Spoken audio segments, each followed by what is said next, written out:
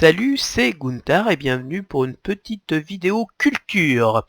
Alors, vous êtes sur le site de Tanks and Trucks parce que je viens de recevoir justement le numéro de juillet-août 2019 et je vais de ce pas vous lire un petit peu les articles qu'il y a dedans pour vous inciter à l'acheter parce que pour rappel, c'est un magazine français et donc moi je soutiens ce qui se fait en France. Et trop souvent, faute d'acheteurs, ce genre de magazine a tendance à mettre la clé sous la porte. Voilà. Donc au sommaire, les actualités, avec un petit entrefilet qui intéressera un certain nombre d'entre vous. Ensuite, un article des Panzers et des Hommes avec une star des chefs de char allemands de la Seconde Guerre mondiale. Je veux parler bien sûr de Otto Karius, un des meilleurs chefs de char allemands qui a un tableau de chasse plutôt étoffé avec plus de 150 chars à son actif. Ensuite, un autre char assez répandu chez les Russes, notamment au début du deuxième conflit mondial, le 7TP. Ensuite, un article sur logistique, le camion amphibie W353. Il parlera sûrement à ceux qui connaissent un petit peu l'histoire d'Indochine. Ensuite, un dossier qui parle de quelque chose d'assez rare, puisqu'il s'agit des armes nucléaires tactiques de la guerre froide. Et donc, c'est quelque chose dont on ne parle pas souvent, parce que c'est vrai que c'était un peu tabou. C'est vrai que c'est jamais agréable de se dire qu'un jour on peut terminer dans une boule de feu tirée par un mec parce que quelqu'un s'est endormi sur un bouton ou qu'il a mal compris quelque chose. Et quand on revoit l'histoire, on sait que à 2 reprises on est passé à 2 doigts de se faire atomiser la gueule. Donc dessus vous aurez un grand article sur les armes américaines, un grand article sur les armes russes et un petit article sur les armes françaises, car la France avait le missile Pluton et on parle aussi du missile Hadès qui ne sera jamais mis en œuvre pour la bonne et simple raison que suite à la chute du mur de Berlin et les fameux dividendes de la paix, il ne sera jamais déployé. Ensuite, vous avez un album photo, les chars kamikazes, en gros les chars qui se sacrifiaient pour empêcher un char de faire quelque chose. Donc, et un autre article là qui va vous passionner, amis amateurs de chars français, le B-Inter et non pas France Inter. Puis un autre article qui là ne va pas vous intéresser, il s'agit d'un char d'infanterie, donc pas très intéressant. Qui plus est, britannique, donc pas du tout intéressant, le Valentine. Bon, si, c'est rigolo quand même. Allez, on regarde le sommaire. Donc, il y a des choses et d'autres que je ne vais pas détailler, des petits articles. Là, par contre, je vais en parler parce qu'il parle du char Leclerc 140 mm, le fameux Terminateur. Oui, celui dont je vous disais que il existe, il a été mis en place et que je pense que actuellement c'est le char qui est capable de détruire n'importe quel char de face à 2 ou 3 km. Voilà, je n'en dirai pas plus. Et aussi avec une petite, à la fin un petit entrefilet sur le MGCS, alors plus clairement le Main Ground Combat System, ou c'est-à-dire le futur remplaçant du Leclerc et du Léopard 2, donc qui est censé être fabriqué à terme par le successeur du Giat, donc Nexter, et l'allemand, je me rappelle plus comment il s'appelle. Voilà, alors donc voilà, le Terminateur. Il a un putain de canon, il fait peur. Hein. Donc ensuite, il y a d'autres articles. Dans les actualités, vous avez la partie actualité, vous avez un tout petit article sur le musée militaire de Saint-Pétersbourg, donc avec des chars plutôt modernes, dont un canon automoteur 2S5, qui est en fait un gigantesque mortier. C'est un gros mortier. en fait un canon qui se fiche dans le sol comme ça pour absorber le recul. En fait c'est le terrain qui absorbe le recul, et en fait c'est un putain de gros mortier. Et ensuite vous avez des livres, donc un livre sur les véhicules médicaux de l'US Army, un livre qui pourrait vous intéresser et qui sort bien sûr chez Osprey, toujours Osprey qui fait la pluie et le beau temps dans l'histoire militaire, et si il y a quelque chose que j'aime bien chez les Anglais, c'est Osprey, bordel. Franchement, cet éditeur, j'aimerais bien qu'il y ait la même chose en France, ne serait-ce que parce qu'il serait en français. Mais bon, ça va, je parle sans difficulté l'anglais. Et en tout cas, je le lis sans difficulté. Et donc, c'est French Armor in Vietnam 1945-1954. Et donc, avec tous les véhicules blindés qu'il y avait.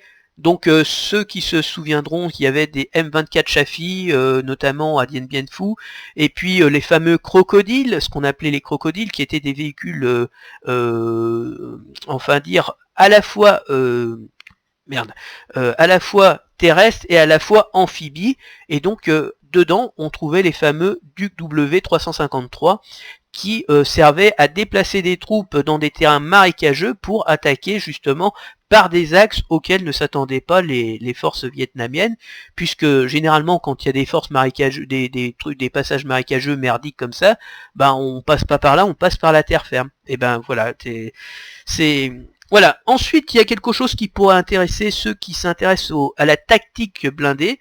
Tanks, The History of Armored Warfare, donc l'histoire du combat blindé. Alors si je lis, effectivement, c'est une synthèse avec des focus sur les matériels, des textes, des photos, une analyse généraliste de la vision d'ensemble de la guerre mécanisée. On peut se le procurer donc pour 20 livres, c'est pas très cher, au musée, ça fait quand même 192 pages. 20 livres, 192 pages, c'est un bon rapport qualité-prix. Ensuite, vous avez Au bord du monde, journal d'un médecin militaire en Afghanistan. Donc ça, c'est une bande dessinée sur un médecin français en Afghanistan. Donc c'est sûrement quelque chose de très sympa, puisqu'on est sûrement là pour aider. Ensuite, les écoutes de la victoire, donc c'est les services d'écoute téléphonique français pendant la guerre de 14-18 et leur participation à la victoire finale. Et ensuite, ma guerre contre Daesh, Sniper. Donc ça, c'est sûrement John Le Carré. Donc c'est tout sauf historique, mais c'est sûrement très romancé et très intéressant. Donc ensuite, on arrive à Autocarius, et avec un sous-titre au-dessus du lot. Et effectivement, Autocarius, on peut dire que dans les forces allemandes, ça a été un mec qui était vraiment au-dessus, parce que c'est ce qu'on appelle un as. Si le terme as est souvent employé dans le domaine de l'aviation, on l'a employé un peu après chez les Allemands, parce qu'ils aiment bien mettre en avant les choses comme ça, les gens qui sortent du lot justement. Et Autocarius, il en fait largement partie, puisqu'il a fait une carrière longue, puisqu'il a commencé sur des Panzer 38, ensuite il a continué sur des Tigres pour terminer sur des Jagdtiger, voilà. Et il a survécu quand même, hein, voilà, il est mort en 2015 à 92 ans. Un sacré monsieur. Même s'il n'était pas dans le bon camp. Donc avec tous les chars dans lesquels il a servi, les Panzer 38,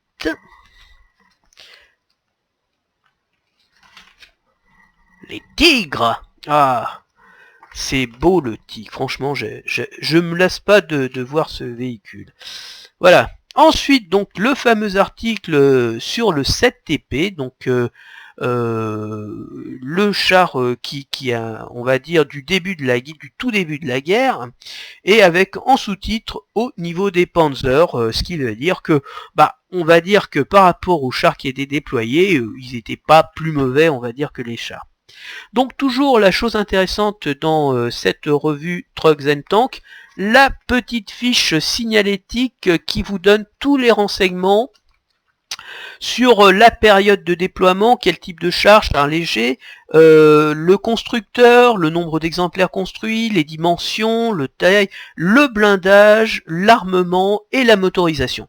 Donc vous avez une synthèse très facile à prendre en compte, et pour des gens comme moi qui est passionné par les wargames, quand on veut faire par exemple, on veut se faire des petites fiches un peu de blindés, et ben on est sur toutes les mêmes bases techniques, on a une seule source d'information et ça nous permet d'avoir des choses à peu près objectives. Même si ce ne sont pas vraiment les bons chiffres, on va dire que ok, on a la même source, donc on peut dire que c'est fiable. Et en tout cas, c'est pas voilà. Donc toujours des beaux profils, des articles intéressants, des petits entrefilets, toujours des dessins de profil, voilà, comme ça vous voyez. Le classique, voilà, qui vous permet, alors si vous êtes dessinateur, si vous êtes dessinateur et amateur, voilà, de dessin, comme j'en connais certains qui, parmi ceux qui me regardent là, eh ben ça peut, voilà, vous intéresser. Ensuite, le fameux camion amphibie DuckW353, un canard en tôle. Donc, alors là, quand je vais vous le montrer, vous allez tout de suite reconnaître. Il est très reconnaissable. Hein, bon, effectivement, on voit pas trop. Hop, voilà. Mais c'est quelque chose qui a connu, on va dire, qui a été bien utilisé et qui a connu une deuxième vie.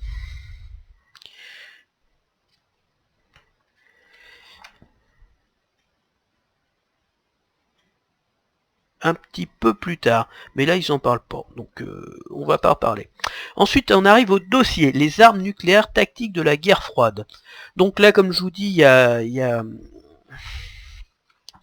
tout un article sur les armes américaines, sur les différents types de missiles, et vous avez ensuite les soviétiques, et alors sur les soviétiques il y a quelques canons qui sont démesuré. Moi j'avais l'habitude de me dire que le 155 long tome des Américains, c'était un canon impressionnant par la longueur de son tube. Là au-dessus c'est un canon, le 2B1 OK, tire une ogive nucléaire que voilà, mais à 45 km. J'espère quand même que les mecs ils étaient un peu à l'abri, mais dans la photo, c'est véritablement impressionnant parce qu'on voit le canon, hein. Donc c'est un peu comme, pour vous dire un petit peu, le 105 qui est basé, le canon de 105 mm qui est sur un qui est sur un châssis d'AMX-13. Vous voyez, donc c'est un canon qui est à l'air libre, il n'y a pas de coupole, il n'y a rien du tout. Sauf que le canon, mais le truc il est complètement à l'arrière. Et on voit même pas la fin du canon, tellement il est énorme, quoi. Et je veux dire, il y en a d'autres qui ont des canons, mais je sais pas ce que c'est comme calibre, mais c'est absolument... Ah oui, c'est des canons de 280 mm, hein. Ouais, quand même. Ah oui, et puis il y en a... Ah bah, d'accord. Et là, il y a des canons de 406 mm. Donc, effectivement, il y a des canons de 406 mm. J'aime mieux vous dire qu'ils sont plutôt impressionnants. Rien que pour ça, ça vaut le coup, parce que moi, je n'en avais jamais entendu parler. Et c'est vraiment... Ouais, c'est un peu impressionnant. Voilà. C'est vraiment impressionnant. Donc ensuite, les chars kamikazes, et sous-titre la dernière action, effectivement, c'est le mec, je sais pas, genre le chef de char est mort, le tireur il est à l'agonie, il n'y a plus que le pilote qui est à moitié mourant, et bah disons, sachant que de toute façon c'est fini, bah sa dernière action c'est de se lancer sur un autre char et puis de l'éperonner et puis d'exploser avec lui. Voilà, donc ce sont des photos de chars qui sont sacrifiés. Voilà, bon. Bon. Ensuite, on va prendre des choses un peu plus sympas. Le B-Inter, donc sous-titré, une amélioration nécessaire, point d'interrogation.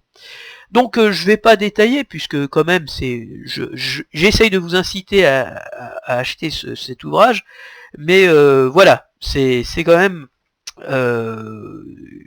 en tout cas c'est un char qui vaut son pesant de cacahuètes. Toujours, voilà, la petite fiche descriptive comme le 7TP, j'essaye de vous le montrer comme ça, voilà. Donc 36 tonnes, le blindage, donc tourelle 56 mm de front, la caisse inconnue, mais je pense que c'était supérieur au char original. Sur le latéral, on passait à 70 mm, et l'arrière c'était aussi inconnu. Donc voilà. Donc un canon de 47 mm SA35, un canon de 75 de SA35, de ce côté-là il n'y a rien qui change, une vitesse qui est 30 km et 180 km d'autonomie.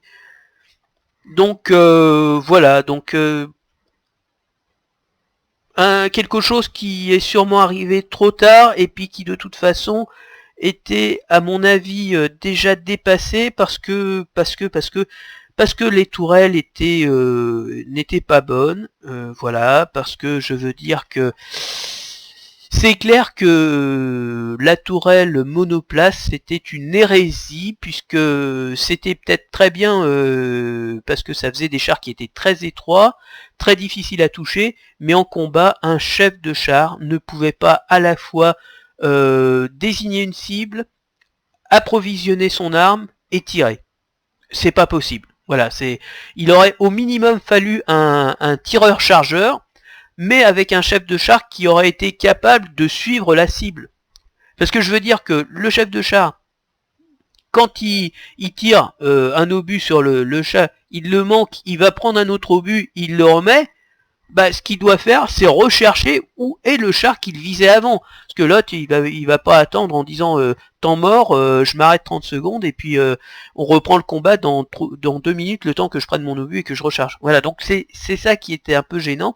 Et donc vraiment, ça c'est vraiment l'hérésie française.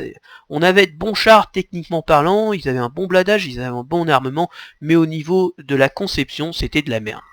Malheureusement, il faut avouer ça, et que quand humainement parlant, un seul homme ne pouvait pas tout faire.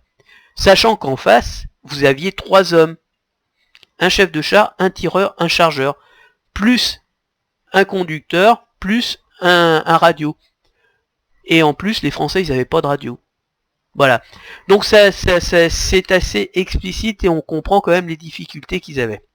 Et enfin, donc, le fameux char dont je me suis gentiment moqué, donc le Valentine, avec un sous-titre qui est assez éloquent, la quantité plus que la qualité.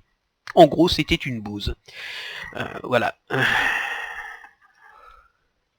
Et toujours cette petite fiche technique que moi, personnellement, j'adore parce que ça vous permet vraiment de vous faire rapidement une idée du type de véhicule que vous avez, et de pouvoir comparer par rapport à d'autres. Voilà, donc c'est vraiment excellent. Voilà. Toujours les petits dessins.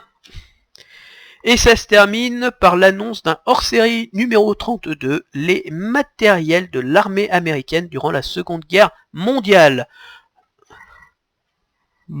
Là, voilà. Donc voilà. Donc c'était le TNT Truck and Tank Magazine de juillet-août 2019. Alors, très sincèrement, je vous encourage peut-être pas à vous abonner, mais à l'acheter régulièrement, pour aider donc l'édition Caractère à poursuivre son développement, et à pouvoir se développer, et on va dire se pérenniser dans le temps. Comme je vous le disais, ce type de revue ne touche pas beaucoup de monde, hein. Les gens qui se passionnent pour les chars, c'est pas beaucoup de gens. Et en France, on n'a vraiment pas beaucoup d'éditeurs comme ça.